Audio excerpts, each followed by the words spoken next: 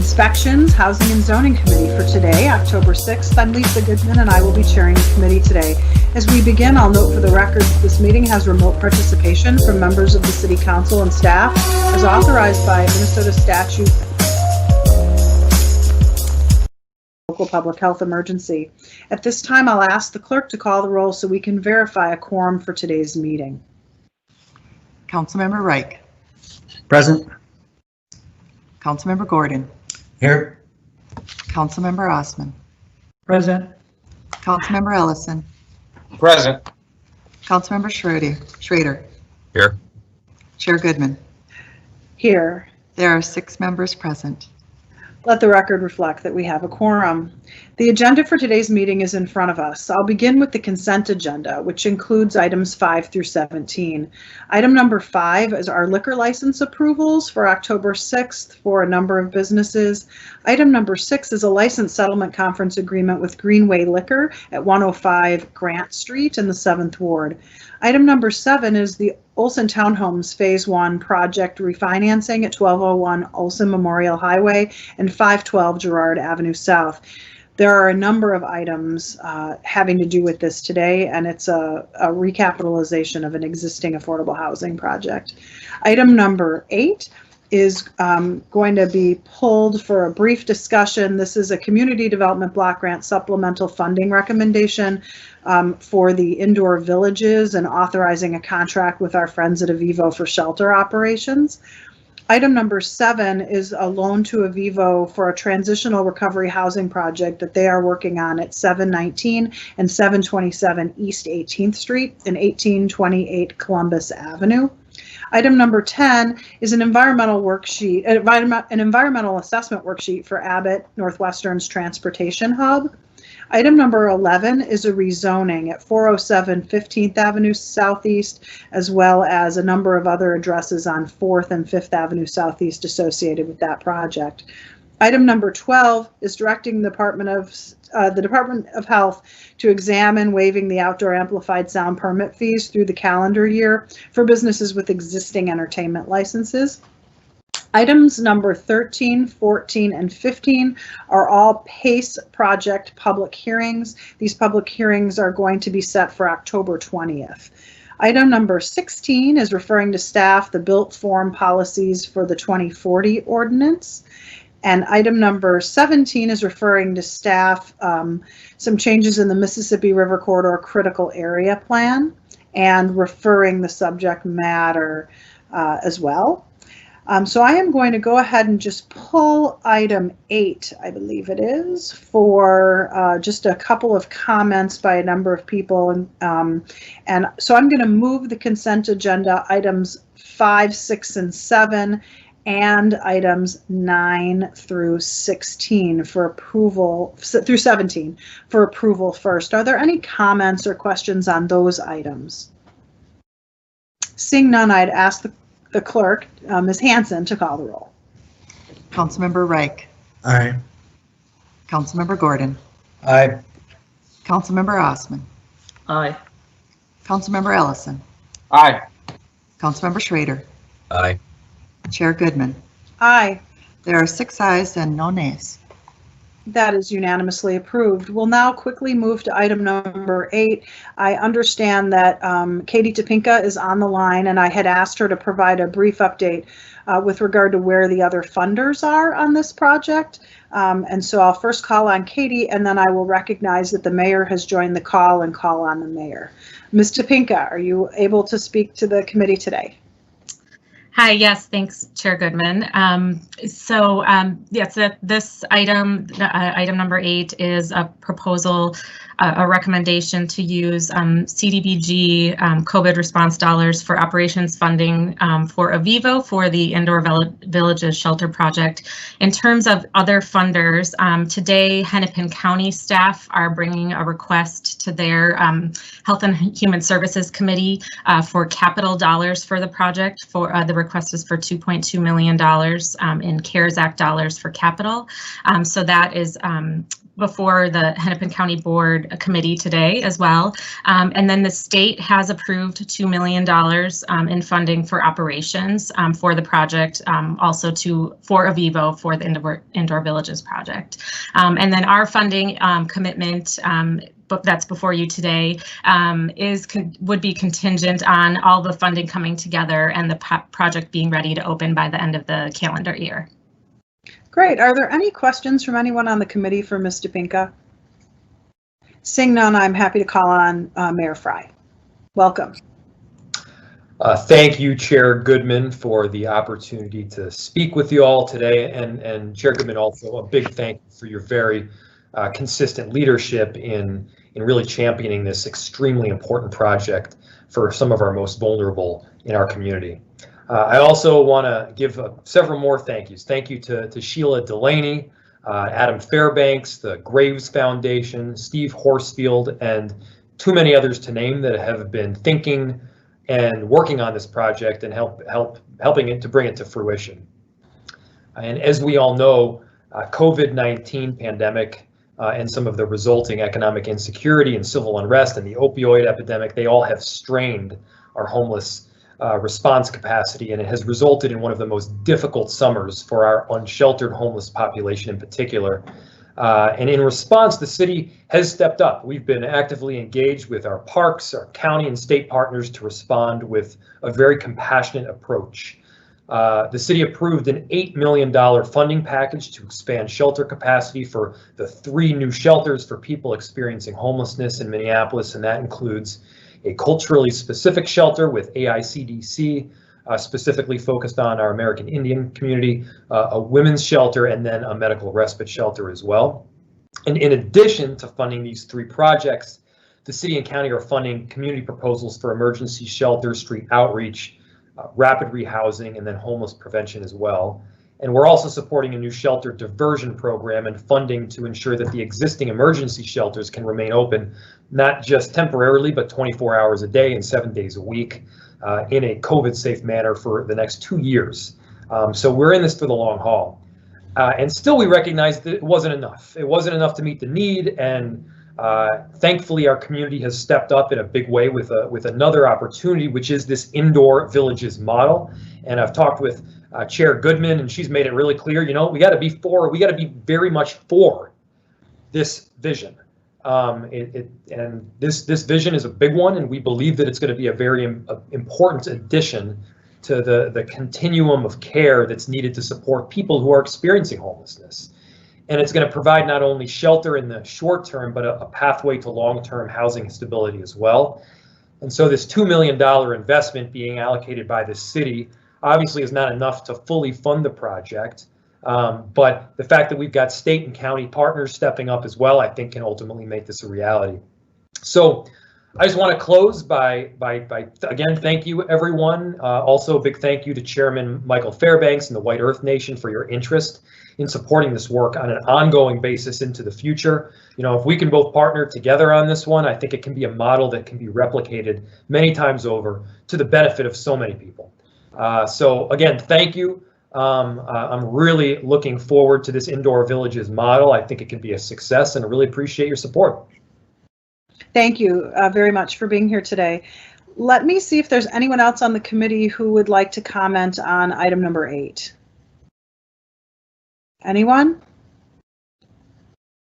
Seeing none, I'm going to move approval of item number 8. I do want to make a couple of just very brief comments. I really feel that in this time that we're in right now of crisis after crisis, that thinking about doing things differently is critically important.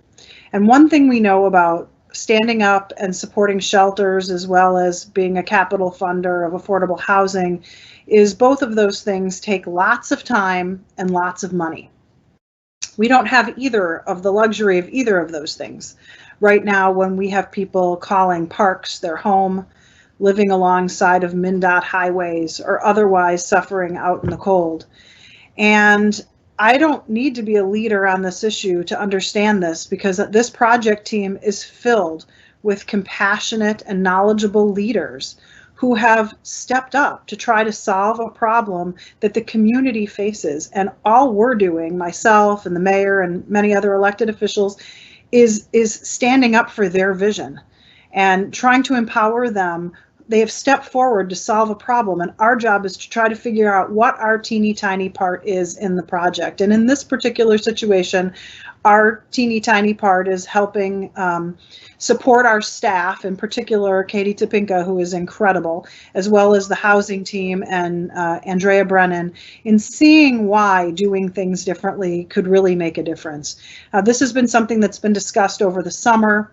To have a project that potentially could order some of these little buildings and move them into a place that they have a lease for and have people potentially housed maybe December, that's just incredibly fast.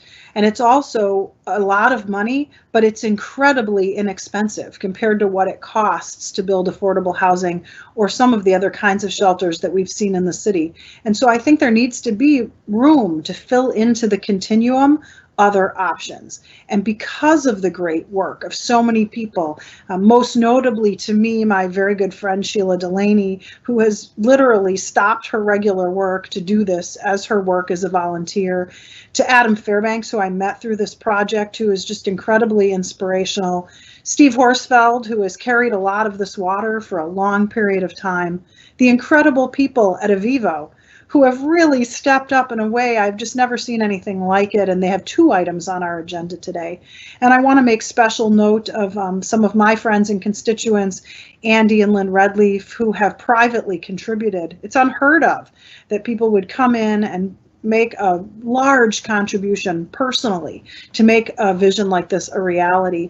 This really has been an effort of large proportion that's done by a very small number of people, and the city and the county and the state are just a small part of it. This is what we can do, and that's why it's so important that we do it. I want to make a special note to thank Councilmember Fletcher, who is not on this committee, who has been really helpful in trying to figure out if this could fit into the North Loop neighborhood and how to make it fit in well, as well as many of you, including 2 of my colleagues on this panel, Councilmember Schrader and Gordon, who have been looking at doing shelter differently. We're all working together on an SRO ordinance. It's important for us all as leaders in the community to try to come together to support the work of community. And this is an incredible effort to support the work of community that has been endorsed by our housing staff. And this contribution from the city is meaningful because it says we're willing to look at doing things differently. So I wish I could be excited. It's hard to be excited in the face of so much pain and trauma in the community as it pertains to homelessness. But this is one small step for 100 people who, with their pets and their belongings and their hope and their faith in the city, might have somewhere to sleep that won't be outside come January 1st. So thank you for everything you're doing, and thank you to my colleagues and the mayor who have taken this seriously as it needs to be taken in order to get this done. So on that, if there are no other comments, I would ask the clerk to call the roll. Councilmember Reich. Aye. Councilmember Gordon. Aye. Councilmember Osman. Aye. Councilmember Ellison. Aye. Councilmember Schrader. Aye. Chair Goodman. Aye. There are 6 ayes and no nays.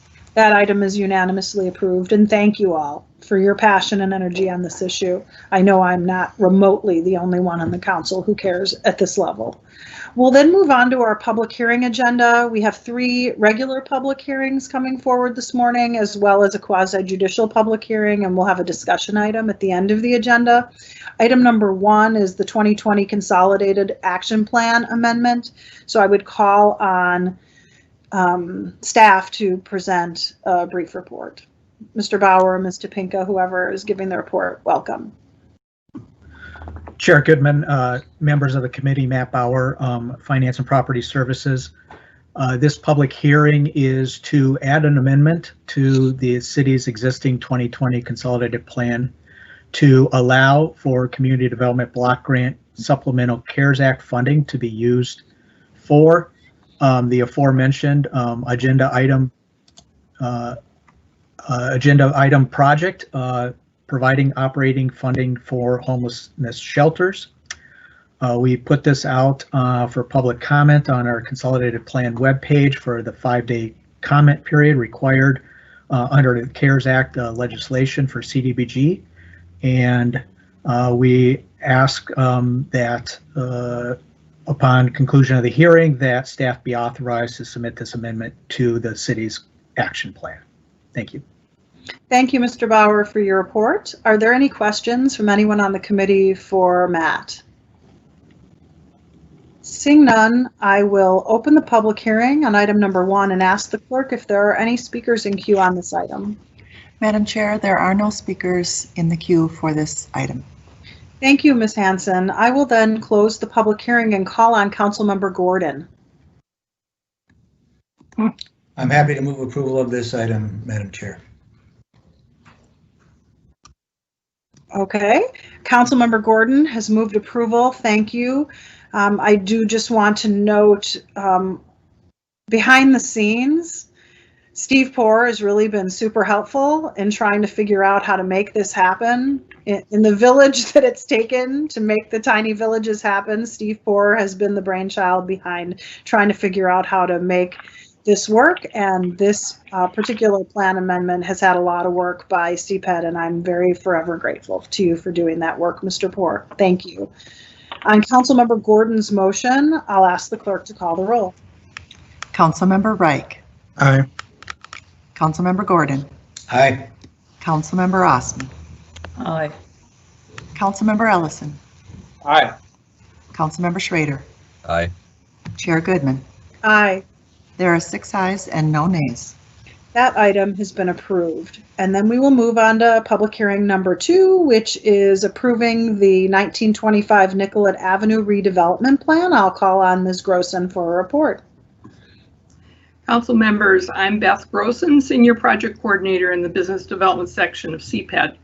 The city has prepared a new redevelopment plan to facilitate the use of Hennepin County Transit-Oriented Development Program funds that Family Tree Clinic has secured to help pay for costs associated with its redevelopment at 1913 and 1925 Nicollet Avenue.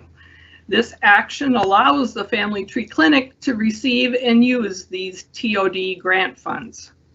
The county TOD program requires that a site be located within a redevelopment project area. City staff have prepared this plan to satisfy that requirement and promote the redevelopment of the site into a new construction of a 16,500 square foot, 2-story medical clinic. The 45-day public review and comment period began on August 20th, 2020. As of today, the city has not received any public comments. Alyssa Light, Executive Director of Family Tree Clinic, and John Commerce are on the call today and can address any Family Tree Clinic questions. Do you have any questions? Ms. Grossen, thank you very much for your report. We'll see if there are any questions from members of the committee for the good folks at Family Tree or for staff on this issue. Seeing none, I'm going to open the public hearing on item number 2 and ask if Ms. Light had a few words she wanted to say. You are welcome to speak at this time. If you could press *6 to unmute. Thank you. Thank you, Chair Goodman and members of the committee. I did want to join and just say very briefly our deep gratitude to the City Council, to staff, to the Mayor's office for support of this project in myriad ways. And also today, as you consider approval of the 1925 Nicollet Ave redevelopment plan. I wanted to highlight that the zip code that we're moving to is our 2nd largest patient growth zip code over the last 3 years, and that we currently are able to serve 22,000 people a year in our existing facility in St. Paul. And through the manifestation of this new facility and in partnership with the City of Minneapolis and Hennepin County, we'll be able to reach 33,000 people a year. And I also wanted to highlight that we have one of the largest gender-affirming hormone care programs in the Upper Midwest, and actually attract patients from a 7-state Upper Midwest region and Canada in our existing medical program, which is bursting at the seams. So the need is profound, the urgency is there, and we're so grateful for this opportunity. And we look forward to touring you all when we have our grand opening of the new facility in the fall of 2021. Thank you. Thank you so much, Ms. Light, for being on the call today. The transformation of that building is pretty incredible, so I look forward to seeing how it turns out. Let me see if there's anyone else signed up to speak to the public hearing. Madam Chair, there are no additional speakers in the queue. Given that there are no additional speakers in the queue, I'm going to close the public hearing and ask Councilmember Osman if he would like to make a motion. Councilmember Osman, you are free to speak, sir. Oh, sorry, I was on mute. Oh, thank you so much. I just want to add a couple of comments. It's wonderful to have such a resource in Ward 6, and where I will welcome that, and resident in Ward 6 will definitely welcome that, having a family tree clinic in our neighborhood. So I'll move that item for approval.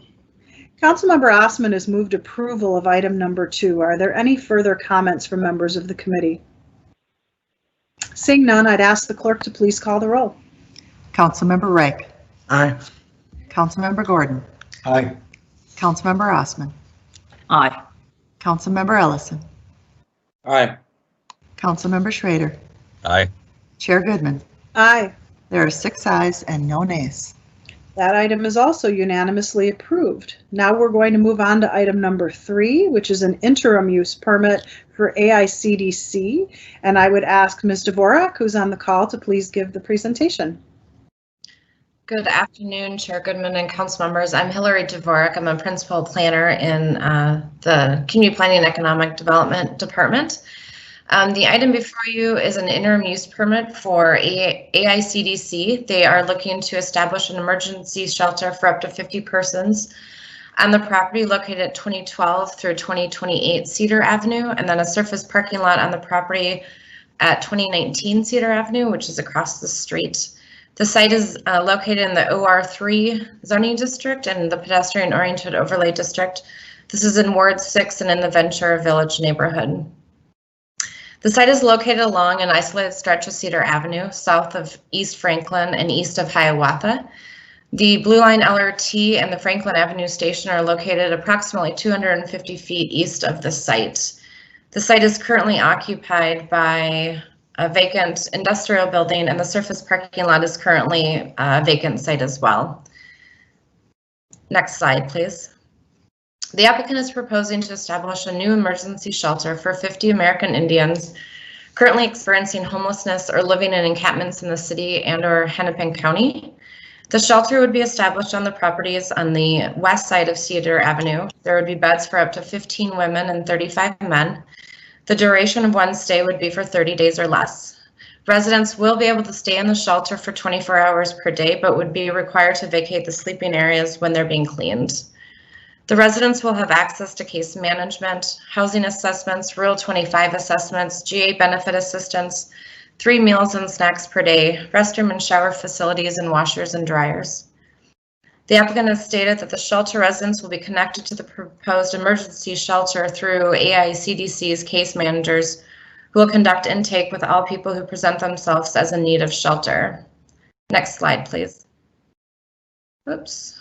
I don't think that's my slide, but the maximum number of residents allowed in emergency shelter in the OR3 district is 32. The applicant did apply for reasonable accommodation under the Federal Fair Housing Act amendments of 1988 to increase the number of beds in the shelter to 50. That was approved administratively by the director of CPED and the city attorney's office on September 22nd of this year.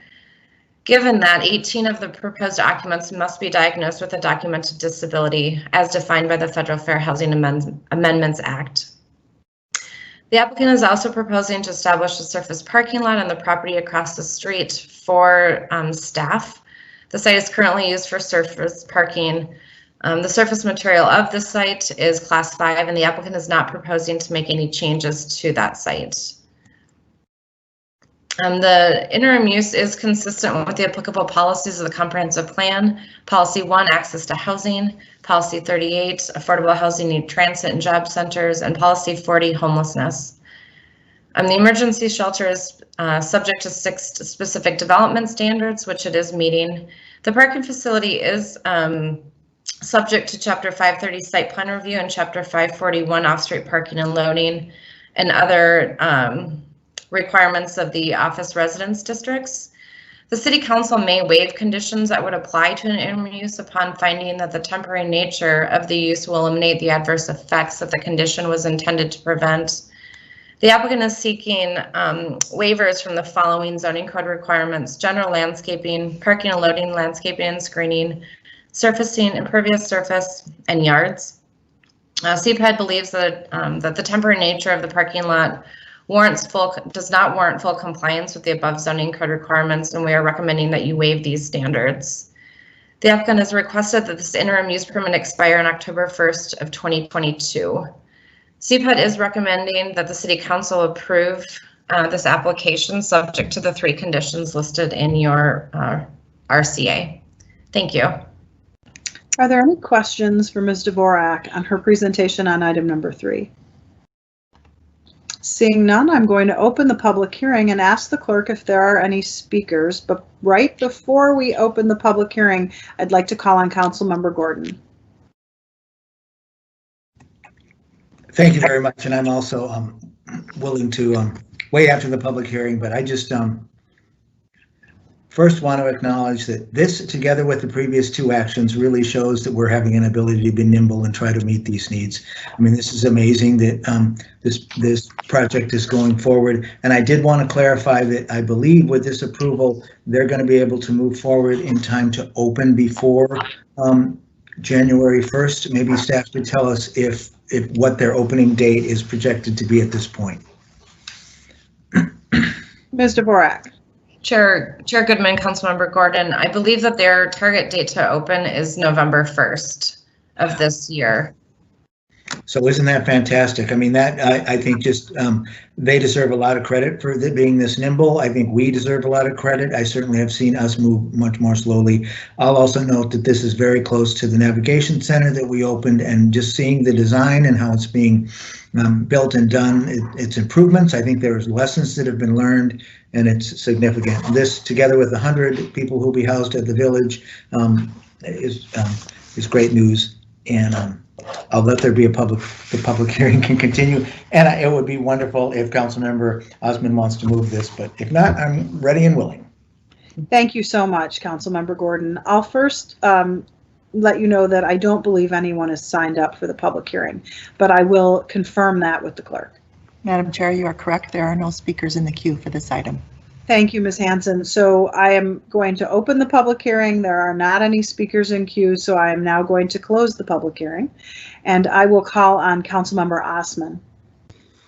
Thank you so much. I think as we talked about how important it is to have a shelter and housing for our residents here. Ward 6 suffers a lot with a lot of encampments being placed here, and very short shelters and housing. So this is something that I welcome, and I do want to thank Aicdc and everyone who's working on this. And I will move this item for approval. Thank you. Thank you. Item number 3 has been moved for approval by Councilmember Osman. Is there anyone else who'd like to make a comment on this item? Seeing none, I would ask the clerk to please call the roll. Councilmember Reich. Aye. Councilmember Gordon. Aye. Councilmember Osman. Aye. Councilmember Ellison. Aye. Councilmember Schrader. Aye. Chair Goodman. Aye. There are 6 ayes and no nays. That carries and the motion is approved. Now we're going to move into our quasi-judicial public hearing portion of the agenda, which is item number 4. This is a variance appeal by Catherine Osell at 5200 34th Avenue South. I'm going to ask Ms. Silas to please give a report, and then I will start the public hearing process. Ms. Silas, welcome. Good afternoon, council members, Chair Goodman. I have a presentation up here. So this project is located at 5200 34th Avenue South. It is a parcel that's zoned C1. It's just over 7,500 square feet in size. It's currently occupied by a single-family home that has been used as office uses in the past. On September 8th, the City Planning Commission approved the applications to allow a new 3-story mixed-use building with 19 dwelling units and 1,800 square feet of office space. The applications required as part of this application was a variance to reduce the minimum front yard setback along 34th Avenue South from 25.2 feet to 0 feet. A variance to reduce the minimum front yard setback requirement along 52nd Street East from 29.7 feet to 0 feet. A variance to reduce the minimum parking requirement from 22 spaces to 5 spaces, and site plan review. On September 18th, Catherine Osell appealed the City Planning Commission's decision to approve the parking variance. Next slide, please. Here's an aerial view of the site. 34th Avenue South is designated as a goods and services corridor in Minneapolis 2040. People familiar with the area know that there's a postal service kitty corner from the site and the large commercial node located 2 blocks to the north. Next slide, please. This is a site plan of the proposed building. As noted, there were 2 setback requirements which resulted from the reverse corner lot configuration of the site. This is a commercial site on the corner here, but it abuts residential uses both to the south and located across the alley to the west, which results in requirements for reflective front yard setbacks. When commercial uses are adjacent to residential uses, they do have to continue that front yard setback for the first 25 feet into the lot. As you can see on the site, the lot itself is only 51 feet in width. It's only just over 7,500 square feet in size. And the carve-outs that would be required as part of the setback requirements to comply with both front yard reflective setbacks, as well as the parking, allowing parking to be located in the building, were all demands on the site that were constrained due to the size. And next slide, please. So this is the first floor plan shown here on the bottom. The applicant did submit several different configurations for the first floor of the building. The final configuration shows just 5 parking spaces. They did look at adding additional parking, but eventually, due to the need for an accessible unit within the building, they ended up placing the accessible unit on the ground floor, which restricted the size of the parking area as well. There is proposed to be an office on the ground floor of the building, and that is shown here, that fronts on 34th Avenue South, which is appropriate for a goods and services corridor. However, that also does restrict the available space within the building for parking. In addition, the applicant did use the vestibule and stairs in the building to better comply with some of the site plan review standards for active uses along the street, resulting in limitations on the configuration of parking within the building. Next slide, please. And then here are the upper floors. Next slide, please. Here are the elevations for the building. It is a 3-story building that is permitted in the C1 district in mixed-use buildings that have commercial uses that occupy 50% of the gross floor area on the ground floor. Next slide, please. And here's our rendering. Next slide. So the site guidance for the site, this specific parcel has been zoned C1. It continues to be zoned C1, and that site allows for 3 stories as part of a mixed-use building, which is very consistent with the guidance in Minneapolis 2040. This site is designated as Corridor Mixed Use and Corridor 3.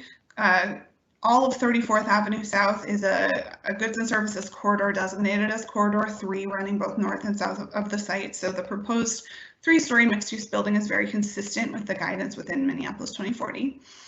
In addition, the variance appeal that you are considering today is specifically regarding the parking variance.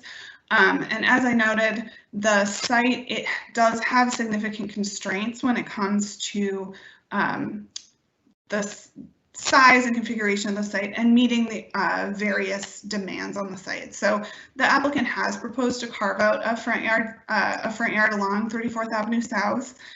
They are complying with the rear and south side yard setbacks. However, it is a reverse corner lot configuration, and in the staff report, you'll see that the proposed building footprint occupies 78% of the lot, but complying with all the setbacks restricts the buildable area of the lot to 66% of the lot. In addition, being able to comply with the increased setbacks on a commercial lot that's surrounded by residential restricts the available area within the building for parking.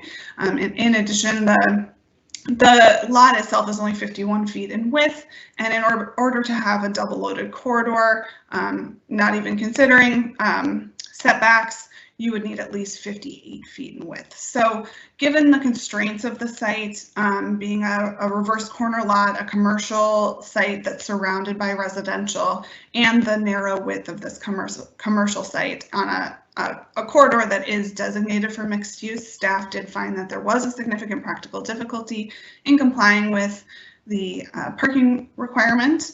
In addition, the proposals are reasonable and consistent with the vision in Minneapolis 2040. As well, Minneapolis 2040 has a policy that calls for the elimination of off-street parking minimums, resulting in allowing for owners to determine the parking requirement. This building is proposed to contain 7 units of affordable housing at 50% AMI to serve veterans with MACV, which the applicant, I'm sure, would be able to speak to more as well. Next slide, please. So staff is recommending denying the appeal and upholding the Planning Commission's decision to approve the parking variance, and I'm happy to answer any questions. Are there any questions for Ms. Silas on her report? Thank you, Ms. Silas, for your very thorough report. I'm going to go ahead and open the public hearing. With this type of public hearing, we give the appellant an opportunity to make their case first. That would be Catherine Osell. I might not be saying that right, and I apologize. We're going to ask you to speak first, and then we'll ask the other people who have signed up. I will call on them by name to be able to testify as well. You'll each, other than Catherine, you'll each be given 2 minutes. I would ask that you stick specifically to the issue of parking.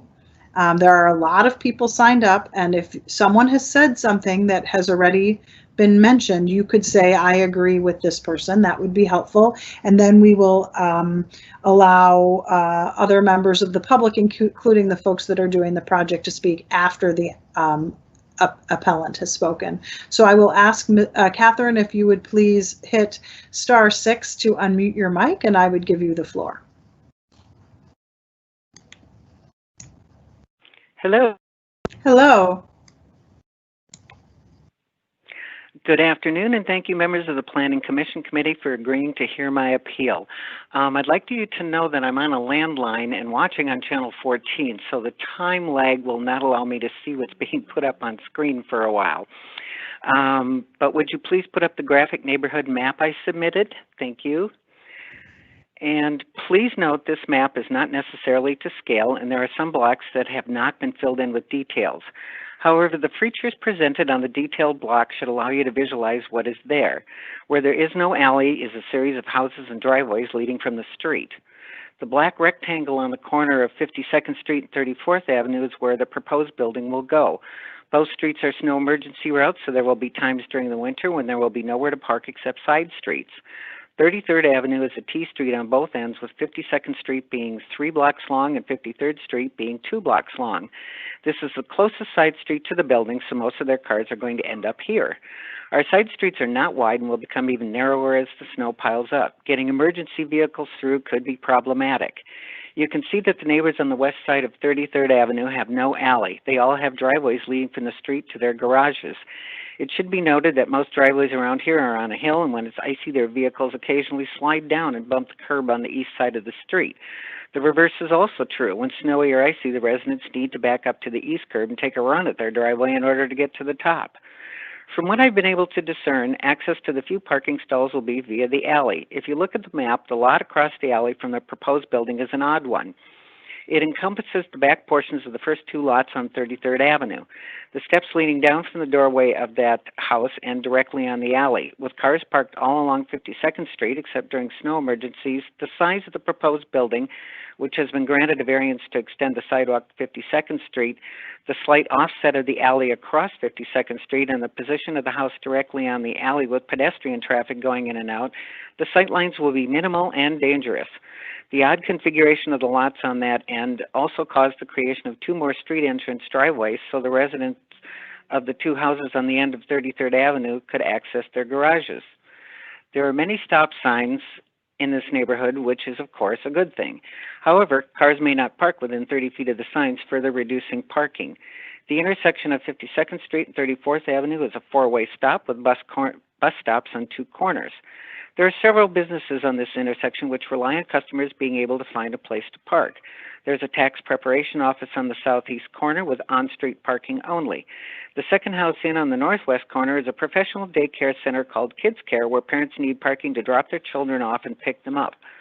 The hardware store in the northeast corner has a small parking lot with a street entrance that, along with the stop sign, precludes most parking on that side all the way. The tailor shop has on-street parking only, and the post office next door has a very long stretch of no parking due to their driveway and a drive-up post box.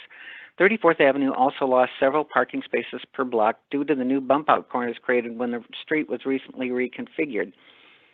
In addition, although not on the map, there's a school located on 52nd Street between 30th and 31st Avenue. Children frequently walk back and forth to school crossing 34th Avenue, and all those extra cars driving around and looking for a place to park is going to make it more dangerous for them. Could you put up the first photo, please? Thank you. This is an example of the driveways in this neighborhood. Please note the hills I talked about earlier. Some are not quite as tall, but most are on some sort of hill. In the winter, anyone parking across from them takes a chance on getting hit by a vehicle sliding down an icy slope. It also gets very tight for residents in those homes to turn at the bottom of the street, which is not very wide to begin with, and it gets narrower with winter snows. Please put up the next photo. This is a normal parking scenario looking north on 33rd Avenue on any given day. Most of the vehicles belong to residents. Imagine trying to dig yourself out of the snow during a snow emergency when the east side of the street on the right is parked bumper to bumper. Sometimes you have to snow blow or shovel a good 10 feet in front of your car in order to take a run out to the ruts in the center of the street. It's not going to be pretty. Please put the next photo up. This is a photo of the street looking south on 33rd Avenue taken on the same day as the previous photo. Several cars belong to neighbors and the rest are having a socially distanced visit to my next door neighbor. We do have company outdoors even amid the coronavirus outbreak and need some spaces for our company to park. Please put up the next photo. This is a view of the end of the alley where the projected building will be located. Please note the proximity of the house and steps to the alley. That house is a rental, and at the moment there are 4 college students living there. They all drive, and their driveway only fits 1 car, so the other 3 park on the street. The previous renters were also 4 college students, and they had cars. Same scenario. The renters previous to that were a family of 4 with 2 adults and 2 young children. Their 2 children were constantly in and out of the house via those steps on the alley. I believe, and correct me if I'm mistaken, the parking for the projected building will enter through the alley and into the back of the building, which, as I understand it, will be closer to the alley than the current garage pictured on the right. That will create a dangerously congested situation for pedestrian traffic, especially those who live in that house, neighbors driving in the alley to get to their garages, and anyone parking in the proposed apartment building. The parking for residents of the proposed building should have a separate entrance that does not require alley access to alleviate this problem. Please put up the next photo. This is a photo randomly taken in the middle of an afternoon on 35th Avenue on the east side of 34th Avenue, the other reasonably close street to the proposed building, although you have to walk across busy 34th Avenue and down a block in order to get to it. I don't know if the vehicles belong to residents, visitors or customers of the nearby businesses, but as you can see, there are quite a number of vehicles there. Again, the congestion will be multiplied if the residents of the proposed apartment building have nowhere else to park. Next photo, please. Thank you. This is a photo taken on 52nd Street between 35th and 34th Avenues looking west. Please note the lack of parking due to driveways and an alley entrance. This is right across the street from the proposed building, which you can see in the background behind the white truck. In addition, the trucks and equipment parked there belong to the property owners who are proposing this building. Those vehicles are there all the time, and I and most of my neighbors did not believe them when they said during the NENA meeting that they would move them to other sites. They are rather hard to believe because they've not been very good neighbors so far. They're very lax at shoveling snow and mowing their lawn. They have brought in big dumpsters of construction material and let it sit there for weeks until neighbors complained. In short, they've done nothing in the couple of years they've been here to make me or my neighbors think they have any regard to the neighborhood. Next photo, please. This final photo kind of puts everything in a nutshell. I noted the day and time on this photo to exemplify the problems with parking we already have. I'm standing on the corner where the proposed building would be located on a Friday afternoon at 3:45 p.m. It's just the beginning of rush hour and the corner is hopping. Please note the bus stop and stop sign on the left and the new bump out corner on the right. There's no parking there, of course, and every other spot is jammed full of cars, including ones pulled up to the post office drop box. Do you see all those people standing behind the cars? They are in line to enter the post office. That post office is one of the closest to the ones that were burned down on or near Lake Street a few months ago. The people in those areas now come here, adding to the congestion. When that situation will be alleviated is anyone's guess, but it has certainly added another wrinkle to the parking situation.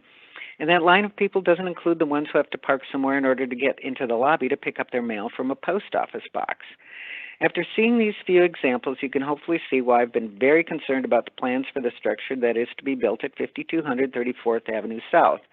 In particular with a plan for providing very little parking for the residents and none at all for the approximately 4 employees who will be situated in the business on the first floor.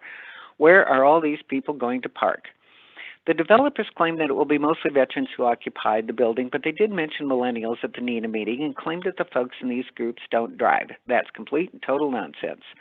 Nor do they make any guarantee who they will be renting to except for the few subsidized apartments available via their agreement with the veterans group. Please note that in the 1- and 2-bedroom apartments, there may even be more than one person living in a unit. Both may have a car. In fact, one of my neighbors, Sonny Lucas, pointed out that if you look at the website streets.mn, there is a map that shows car ownership per capita for the entire country, and you can narrow it down to specific areas. In our neighborhood, that number falls between 1 and 1.5. As to the millennial argument they made, a Google search will show that per the Excel plus Qualtrics millennial study made in February of 2017, nearly 80% of millennials own cars and 75% of millennials who don't own a car aspire to own one.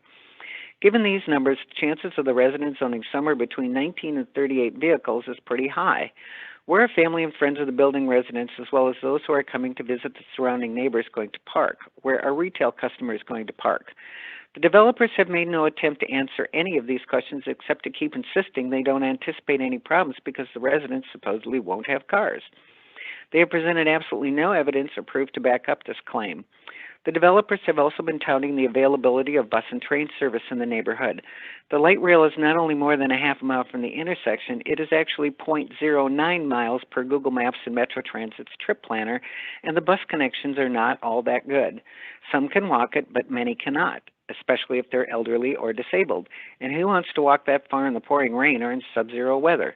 When I took the train to work downtown, I could easily get there by bus and then rail. It was great. But coming home after my shift ended at 4 p.m., I had to get off at the 46th Street station and wait 37 minutes for a bus. At the time, there was no bus service to our closest station at 50th Street. As far as I know, there's still no service there. Who wants to wait that long for a bus in the snow or the rain? So I ended up driving my car to the 50th Street station, parking there and getting on the train. There are no easy or convenient connections on this far end of South Minneapolis yet. Yes, people do walk and bike to the wonderful retail area we have a couple of blocks away. There are many amenities that we all enjoy. But it's not the be-all and end-all. People still need to travel to get to doctors, dentists, friends, family, and other places of business in various parts of the city, the suburbs, and beyond. For that, many own a car and need somewhere to park it that's not going to overwhelm our neighborhood streets. And if any of the veterans or other residents of the building are disabled and can't utilize a bus, where are they going to be picked up, dropped off by rideshare services, Metro Transit, or a DAV van? Please know that this is not a NIMBY thing. That corner lot has been zoned for commercial use for decades. It used to be a beauty parlor inside what was originally a single-family dwelling. I know there will be a multifamily dwelling there, and I and my neighbors are fine with that. But the building should fit into our neighborhood. A fourplex would be perfect, an eightplex would be manageable. But off-street parking, preferably via an entrance separated from the alley, is a must, and a max of 2 stories would be best to blend into what we have in our neighborhood now. As you can see, parking is already at a premium, given the points I have previously made, and having that many more people on that corner will make driving, walking, and biking in our streets more dangerous than they already are. At the very least, the developers need to provide off-street parking according to current Minneapolis zoning laws, 1 stall per unit. In conclusion, I realize the variance was not granted on the basis of the developers proving that the residents will not own cars. But that was the argument they kept bringing up in the NENA meeting. It was also contained in their statement at the Zoning Commission meeting on September 9th when they requested the variance. They said absolutely nothing about the point Ms. Silas made in an email to 2 of my neighbors when she responded to letters they wrote. She stated that in granting a parking variance, the primary finding required is a practical difficulty in complying with the ordinance that is unique to the property. I have no difficulty in figuring out why the Parking Commission found there was, or the Zoning Commission found that there was a unique practical difficulty. The developers are trying to put a building the size of a behemoth on a lot the size of a postage stamp.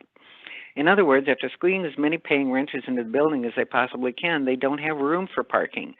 This building is not appropriate for the general location. I think the onus should be on them to design a building that will comply with existing zoning laws. And I also sincerely believe the statute should be turned completely around.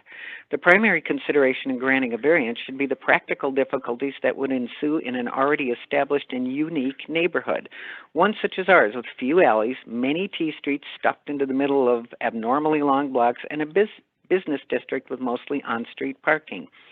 I also realize that focusing on a parking variance is the default objection to many projects and is often code for prohibiting housing for lower income and racial minorities. But as stated above, this is not the case. We are a neighborhood of many different income levels and races. What we want to see is an appropriate building complying with the existing zoning laws and complementing the neighborhood rather than detracting from it.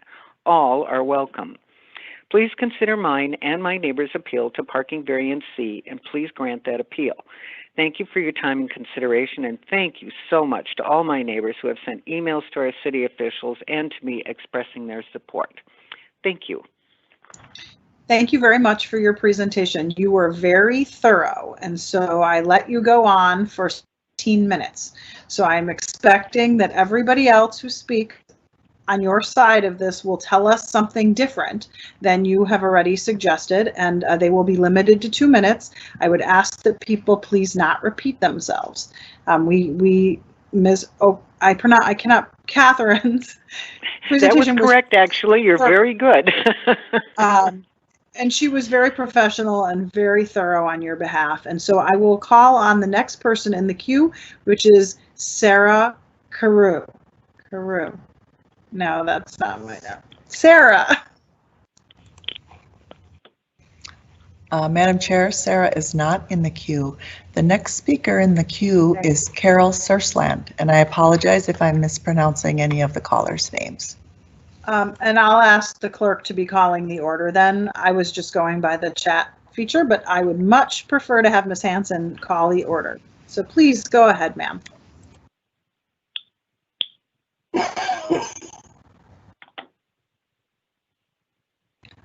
You need to just press *6 to unmute. We'll be patient.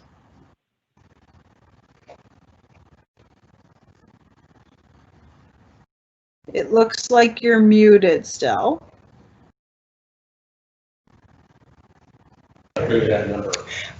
Madam Chair, yes. I believe, oh, she's just back into the queue right now. So 1 minute. Okay.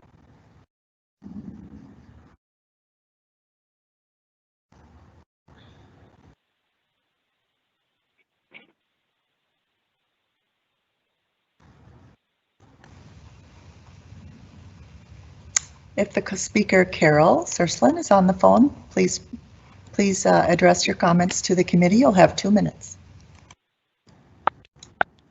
Hello, this is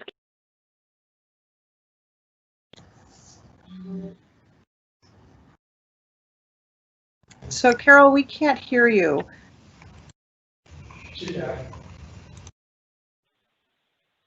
Can you hear me? We can now. Thank you, Hello? ma'am. Yes, we can Okay, hear you. great. Okay, Carol Sursland, 5148 Elliott Avenue South. Catherine did a fabulous job explaining all of the issues as far as parking, so I don't have too much to add to that. But the one of the things was the visitors parking.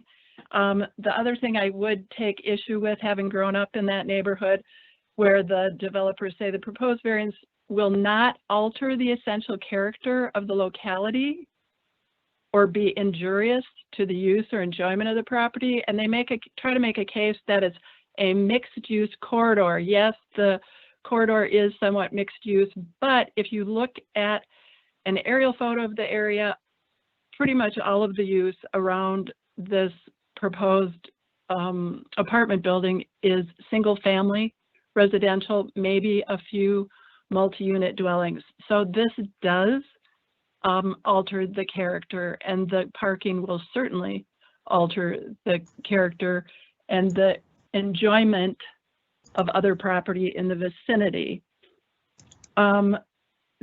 Just want to make a note, is Jeremy Schroeder on this panel? Councilmember Schrader is on the panel, but he won't be taking questions from anyone who's testifying. This is your time. That's fine.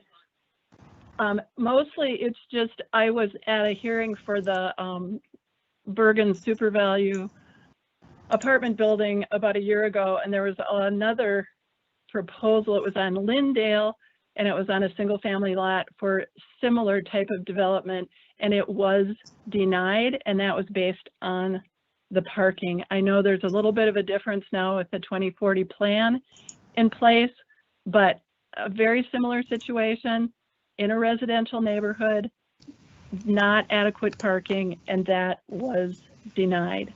So Madam Chair, finally, if the speaker could wrap up, please. Yes, it will. The time has expired. Your option is to reduce the number of units, because just because you can have 19 units with 5 or less parking spaces does not mean that you should. Thank you. Thank you for your testimony. Ms. Hanson, who would be next? Madam Chair, the next speaker is Joshua Donato. I believe Mr. Donato, as well as the applicant, Mr. Hubers, will speak after the public. All right, thank you. The next speaker would be Helena Picas-Lee.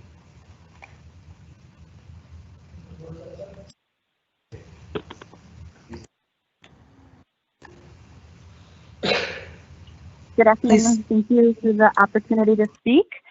My name is Helena Picas-Lee. I am a 13-year homeowner and resident of the 5200 block, as well as a 4-year Nokomis East Neighborhood Association board member. I have been privy to a number of the projects in the Nokomis East neighborhood, including the 34th Avenue reconstruction project, as well as discussing some of the traffic patterns that Catherine very well summarized, and some of the issues surrounding that very busy intersection. I wanted to add to Catherine's statement with a couple of demographics, particularly speaking to Twin Cities Homes' assertion that there will not be that many vehicles. According to minnesotacompass.org, the city's profile of the Nokomis neighborhood, 81.3% of residents use a car, truck, or van for transportation to work. And vehicles per household in our specific neighborhood between 2014 and 2018, this is largely based on census data, only 6.9% of households had no vehicles, 33.6% had one vehicle, 46.2% had 2 vehicles, and 13.2% had 3 or more vehicles available. I am certainly a proponent for incremental change, and I think my tenure on the Nokomis East Neighborhood Association has spoke to that, but I believe that there needs to be a more reasonable ask in the total number of parking spaces. I believe they have been asking for 4 office spaces, reduced to 3, based on 6 to 8 bicycle parking spaces, and 19 spaces, excuse me, reduced. If the speaker could please wrap up. I would assert that they should have 3 office spaces and a minimum of 12 spaces for residents. My preference, of course, would be to have a more suitable Ma'am, we've asked you to number wrap up. That means immediately, please. Okay. Just in summary, I believe we don't need a summary. We've given you the 2 minutes. We're trying to be patient, but there's a lot of people lined up to say the exact same thing. Okay. I appreciate it. Thank you for the opportunity to speak. Thank you, Madam Chair. The next speaker is Mahunan Nanaratnam.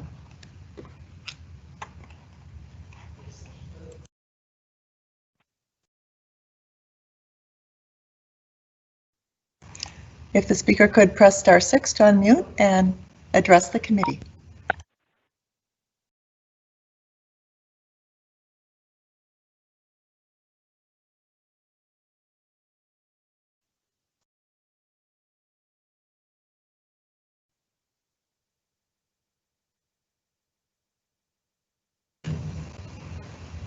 You are now unmuted. Please address your comments to the committee.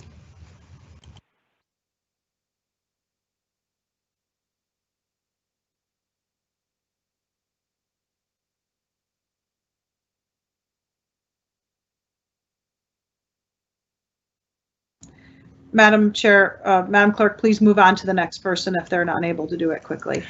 All right, Madam Chair, the next speaker would be Stephen Smith.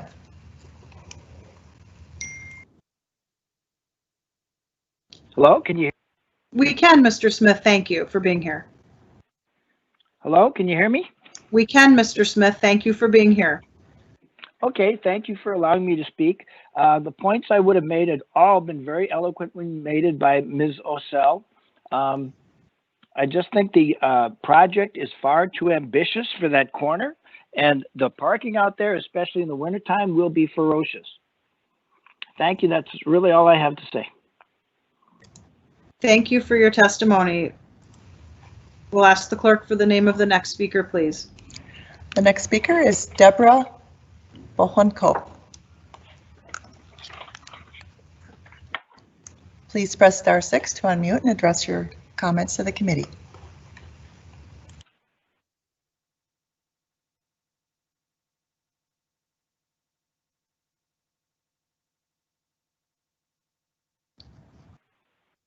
Please move on to the next speaker.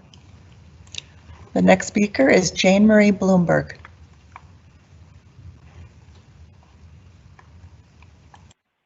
Hi, this is.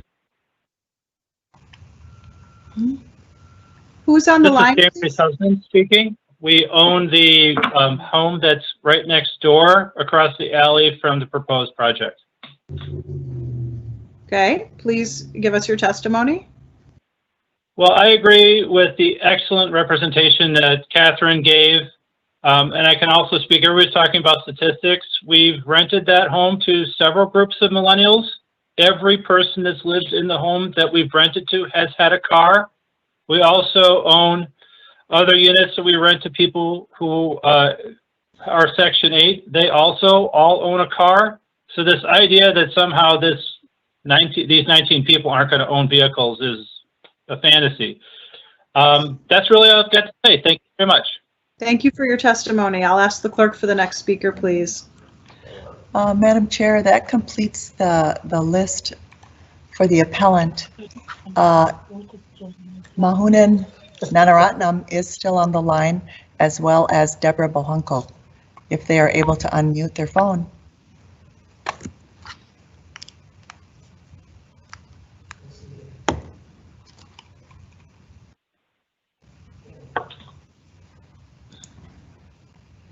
Okay, that was the second time for both of those, and they've been unable to tune in. So we'll move on to the developer and ask him and his team to cap their comments at 10 minutes, please. This is 2:34 right now.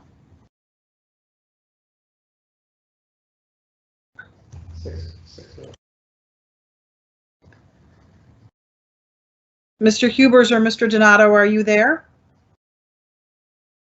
Hello? Is this Mr. Huber or Mr. Donato? This is Nick Hubers, the developer. First off, I guess I'd like to thank the members of the committee and to Lindsay for the detailed description of our project. I will say, contrary to Catherine's remarks, we are dedicated to the improvement of the neighborhood, and we intend to be part of this community for many years to come. I'd also like to thank the many individuals of the community that have came up to us and spoke to us in support of the project. To address the parking concern, I know that, we've talked about this numerous times, that 7 of the 19 units are going to be dedicated as affordable. With those 7 units renting to homeless veterans, which, I think that it's probably highly unlikely that they will have cars. Might they have cars? I guess that's always a possibility. So that leaves us with 12 units that are going to have 5 dedicated parking spaces. And even if all of those individuals own cars, I think it's highly unlikely that that's going to create a major parking issue in this neighborhood. Just before this meeting, I stepped outside. I looked down 34th. I looked up 34th. I looked east of 52nd and west of 52nd, and there's space for a minimum of 100 cars.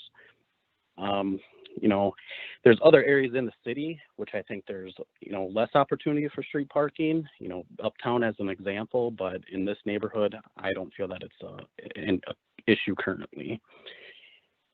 I guess in closing, I think that this project fits the Minneapolis 2040 plan by offering much needed additional housing, and probably even more importantly, offering affordable housing to 37% of the project.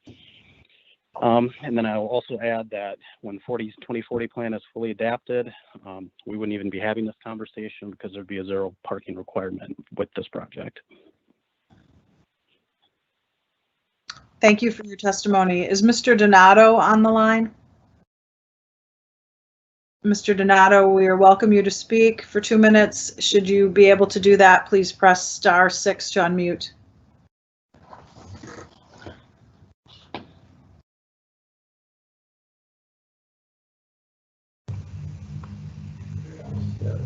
Madam Chair, Mr. Donato is on the line. Please Yes, press this is *6. Joshua Donato. Mr. Donato, you have 2 minutes. Please state your name and address for the record. Great. My name is Joshua Donato. I live at 1898 Marshall Avenue in St. Paul. I am the architect working on this project. I would just like to point out a couple of things about the project. There is accessible access to the project off of 34th or 52nd Street. We are not expecting people to enter the building except in a vehicle off of the alleyway. We expect that most pedestrian traffic will take place off of 52nd Street.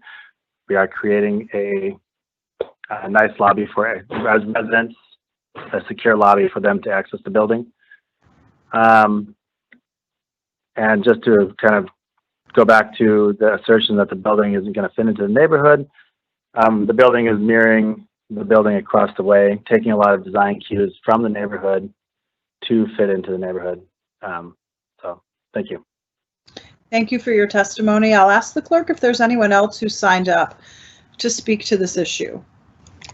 Madam Chair, that completes the list of speakers that we have registered. Thank you, Ms. Hanson. Given that there are no other speakers on the line, I will close the public hearing. I'm going to ask members of the committee if they have any comments or questions or a motion.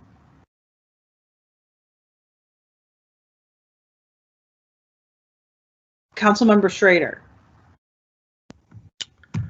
Thank you, Chair Goodman.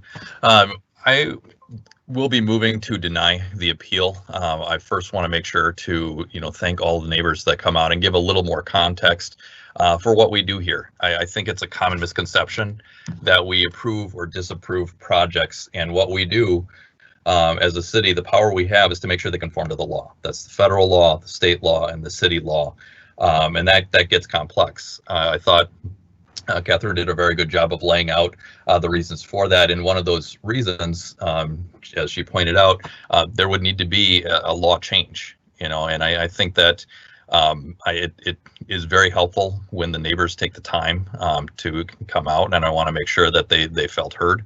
That we take this very seriously, but as the laws are written and as I voted on the Planning Commission, there is practical difficulty with this lot being the reverse corner. That does create difficulties.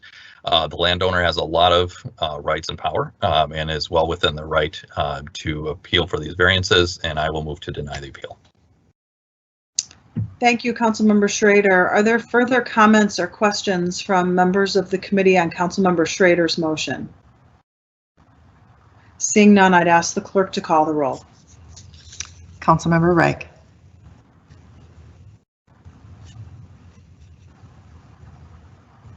Councilmember Reich. Aye. Councilmember Gordon. Aye. Councilmember Osman. Aye. Councilmember Ellison. Aye. Councilmember Schrader. Aye. Chair Goodman. Aye. There are 6 ayes and no nays. So that appeal does fail. I want to thank the applicants for being on the call today, or the people who did the appeal. I thought you did a very, very good and credible job, and thank you for participating today.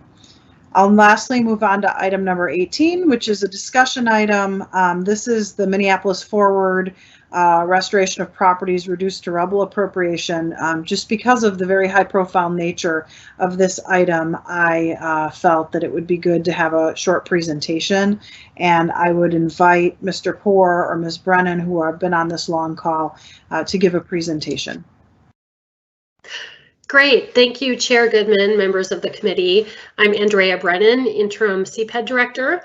I will provide just a very brief high-level summary of the request before you, and then turn it over to Steve Poore, Development Services Director, who has been much more involved in the details and working with the individual property owners. CPED staff, we have been working toward recovery in the aftermath of the civil unrest after the killing of George Floyd at the end of May, as well as recovery from the COVID-19 pandemic and the impacts that that's been having on our businesses and residents. One of the key priorities that we have identified is the debris that remains on several sites located throughout the city. We have gone through, and again, Steve will provide more detail about this, but we have been working with the individual property owners to identify those owners that do not have the capability, the financial capability, meaning insurance proceeds or otherwise, to clean up or clear the debris and the rubble that is currently on their sites. One of the reasons for this is that any fire damaged debris is considered a hazardous material, and the removal of that is extremely expensive. Additionally, there's excavation and then site filling needs to restore the site. So we've identified, as stated in the request for proposals, we've identified 16 specific sites that we think will not be able to get cleaned up without the city taking a more active role in this effort.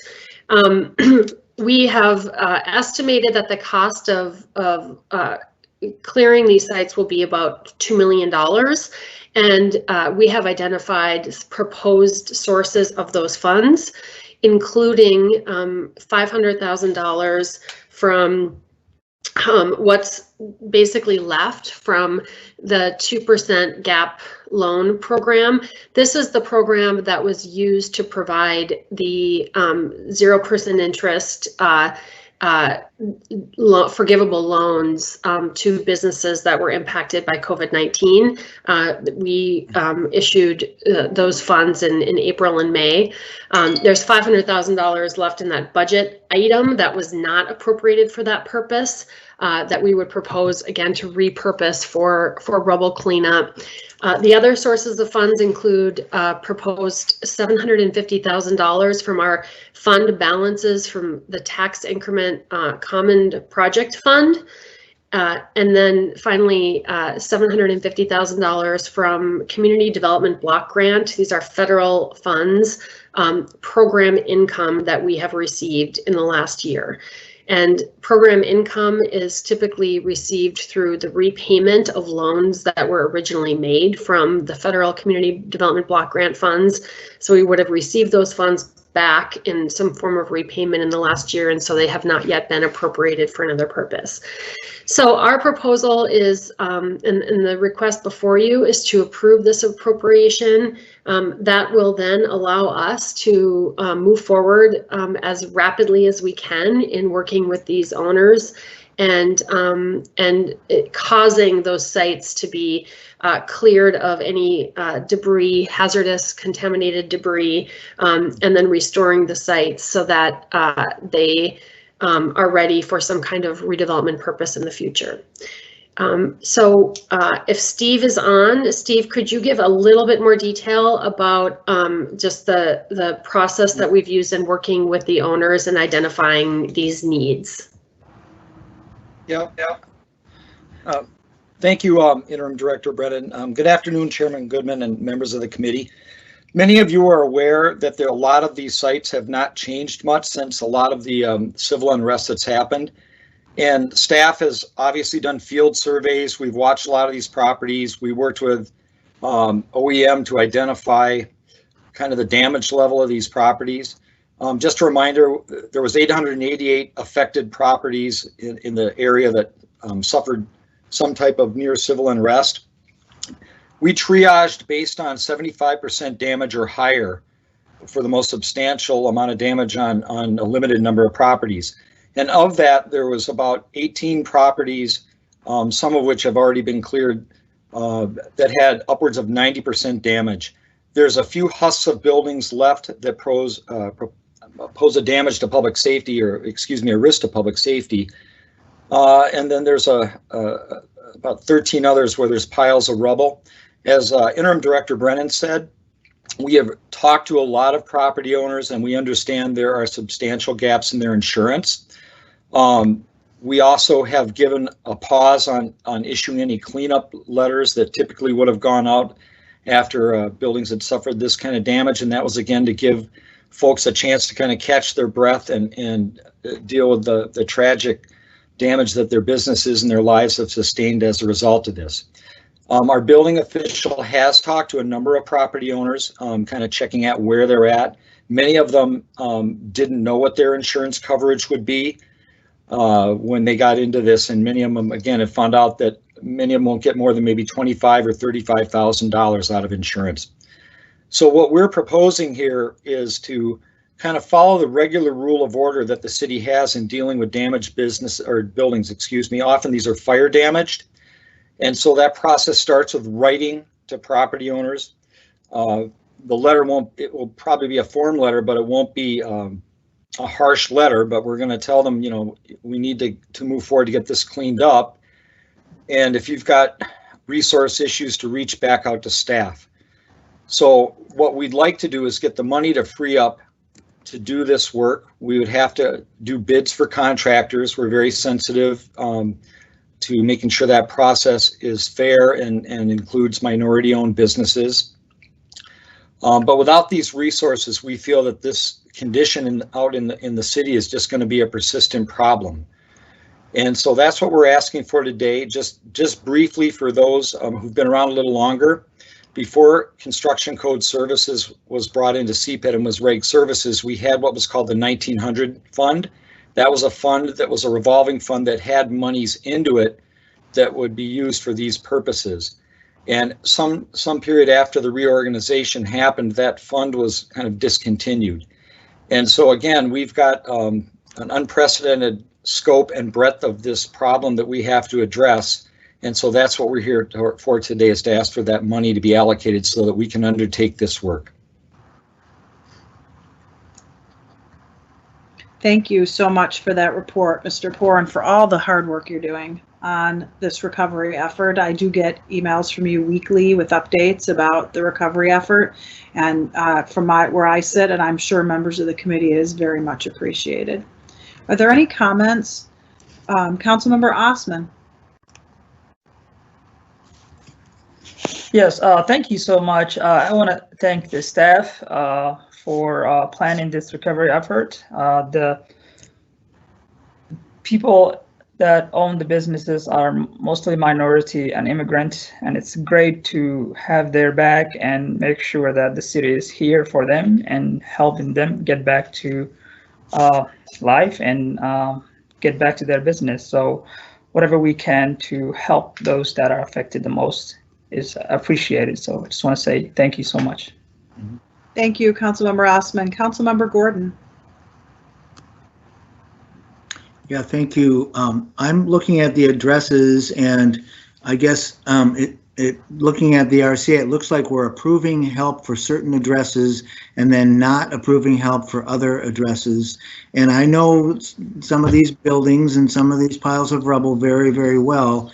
And I'm curious about how we made the determination on address by address. One of the properties that I hear the most about is the old post office building at 3033 27th Avenue South. So of course I was hoping that there might be some thing we were doing to help address that.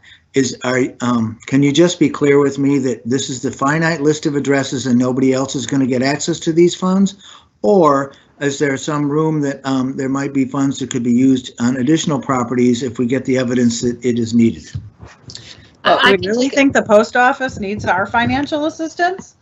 It's actually was rented by the post office. It's not owned by them, but it's known as the post office building. So I'm not sure. It's not, but it's not owned by the United States Postal Service, just to be clear. Mr. Poor or Ms. Brennan? Sure, I can take a start. Chair Goodman, Councilmember Gordon. The request for committee action before you states that the 16 properties have been identified as the worst of the worst, and we have been in conversation with most of them and know that there are insufficient insurance proceeds to pay for the cleanup. So we know that these properties have sustained minimally 75% damage, and actually the 16 are more like 90 to 100% damage. The RCA also states that if additional properties are identified that meet the criteria, and again, the criteria are that they have to be minimally 75% or more damaged and have insufficient insurance proceeds to address the cleanup needs, then and there are funds that remain from the $2 million that we would proceed with assisting those owners as well. And I'll turn it over to Steve if he has anything else to add. Yeah, thank you, Director Andrea. Councilmember Gordon, Chair Goodman. Yeah, we triaged these by damage. Again, this was based on field surveys. We worked with the assessor's office. We also worked with OEM. And obviously the need exceeds the resources that we have. And if we have more resources, we'll do as much as possible. I did respond to your email earlier about the post office, and maybe there was some confusion. We generally have properties that the post office operates in that is owned by the federal government, but that's not always the case. So for instance, at the Kmart building, the post office is going in there, but they're exercising general services administration rights and not necessarily going through our normal permitting process. Similarly, on this property you're talking about, my understanding is the building official had contacted the post office that I think still may have a valid lease on it. And I also think there might have been an arson investigation at that site. So I'll double check the facts on that one and we'll get back to you. But our goal is to address as many properties as possible. But the first lens is the most damage and which ones pose a public safety threat. And we're hopeful that some of these sites may not in fact have contaminated soil, but generally buildings of that age end up having asbestos, lead paint, and or sometimes PCBs in the buildings, and often are the soils are determined to be toxic, and that's actually done by the state. The state has to come in and look at those sites, but we would try to address as many properties as we can. We are also mindful that some properties may have degraded substantially since the original civil unrest, and we do monitor some of these buildings. And so we're constantly trying to reevaluate if the list is accurate. When we started that list some months ago, 2 properties dropped off because evidently they did have enough financial wherewithal to take care of their own problem. And so again, we're not trying to leave folks out. We're just trying to do our best job to triage which are the worst of the worst and to address them. I appreciate that. I also appreciated that last sentence in the RCA, but just wanted it verbalized on the public record here. I suspect 75% of this one is damaged. And also, for the record, if somebody does have the means to have it repaired, I think that that's fine if they're able to do that, or demolished and cleaned up. But if they're, I think we need to do our best to make sure that they get it done in a timely manner, because as you can imagine, the longer these destroyed and half-standing walls are up in the community, the harder it is for people to move on and move further. So we really want to get things cleaned up as fast as we possibly can. And if it takes some, I appreciate we've been able to find some funding so that we can assist those who really need it with that. But of course, I agree that it should be those who need it to get those funds. And maybe we need to leverage whatever else we have to get the others to get their work done as fast as possible. So appreciate that and appreciate the clarification and the work in getting this done. Yeah, Councilmember Gordon, Chair Goodman, if I may, I just wanted to say briefly, I don't want you to think staff drag their feet on this. This has been a very traumatic summer for all of us. And we made a decision not to just send out nasty letters telling people in all this trauma they're going through that, hey, by the way, will you clean up your property? And so timing has been delicate for us. When it became apparent that there was a large gap in people's resources to make this happen, we set about trying to figure out how to inject ourselves in the most effective way to address that, and it did take some time. But we are planning on moving with some quickness and alacrity to address these problems. And if there's more resources, believe me, we won't leave them on the table. We'll go out and find more sites.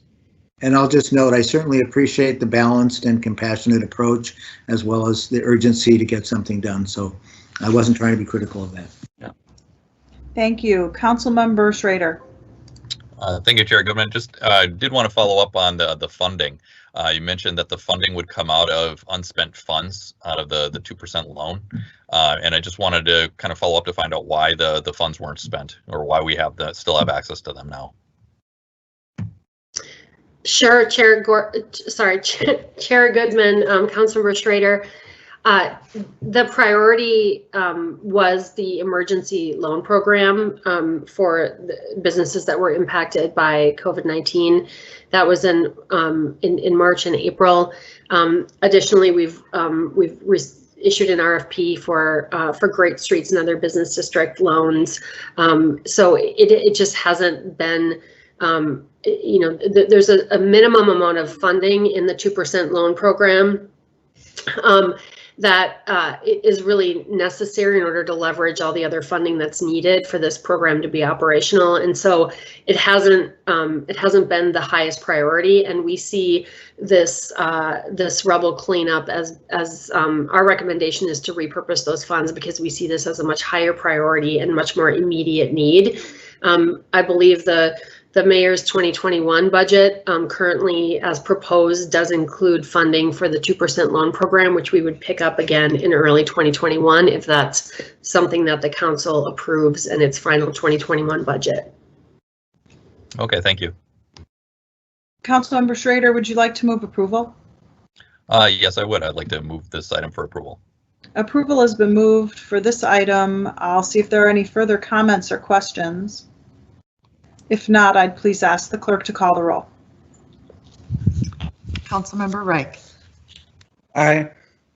Councilmember Gordon. Aye. Councilmember Osman. Aye. Councilmember Ellison. Aye. Councilmember Schrader. Aye. Chair Goodman. Aye. There are 6 ayes and no nays. That item is approved. Seeing no further business before us and without objection, I would move to adjourn. Thank you all for being here today.